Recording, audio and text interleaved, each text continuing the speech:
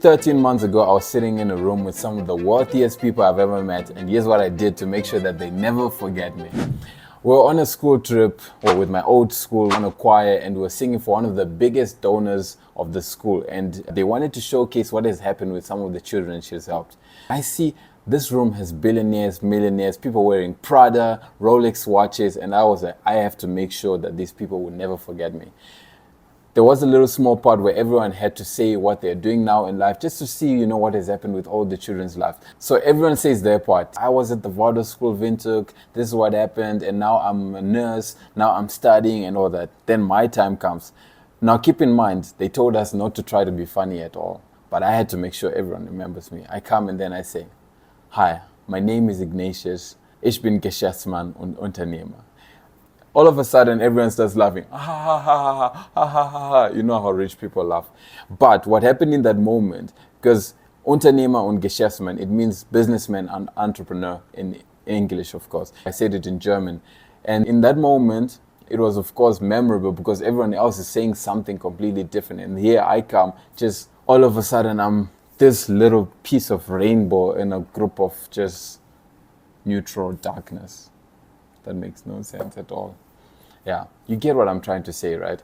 What I did in that moment leads on to what I do oftentimes in marketing. A lot of the times when you meet people that are wealthier than you, that have done more than you, they're not always looking to be sold to. Sometimes they just want to have a good time. And that's the mind frame I always take whenever I'm approaching a new business initiative. So how can I make sure that we connect on a personal level? It's the same thing I've learned with content creation. You need to be able to connect with people on all social media platforms for them to actually be able to listen to your content. For example, I have only 400 followers on Instagram, but already I am making money from that. People are always coming to me like, don't you want to get viral? Don't you want to get viral? And then I say, no, I don't want to make content about the things I don't want to be remembered for.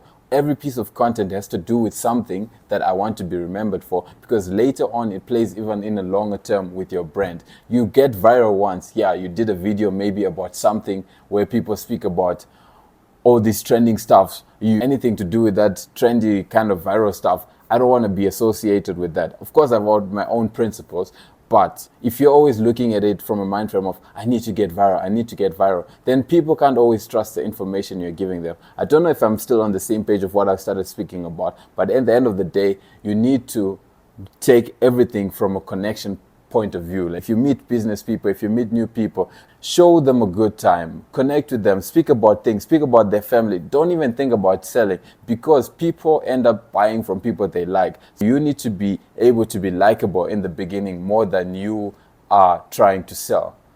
Does that make any sense at all? Yes, it does, because that's the only way you can do things. The only way to connect with other business people is by being an actual person that just happens to be interested in business, right? I'm not trying to give advice. I'm just sharing my experiences. So I hope you can learn a thing or two from this.